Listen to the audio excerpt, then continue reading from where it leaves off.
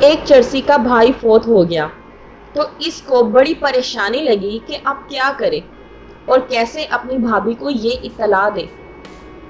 خیر کچھ دیر سوچنے کے بعد اس کے دل میں ایک خیال آیا۔ اس نے دوستوں سے کہا کہ میت کو اٹھاؤ اور گھر کے باہر رکھ دو، جب تک میں آواز نہ دوں تو تم میت کو گھر میں مت لانا۔ دوستوں نے اس کے بھائی کی میت اٹھائی اور ویسے ہی کیا جیسے چرسی نے کہا تھا۔ اب چرسی گھر میں گیا اور بھابھی سے کہنے لگا، بھابھی، بھائی نے سارے پیسے جوئے میں ہار دیے۔ وہ بولی، اللہ اس کی زندگی برباد کرے۔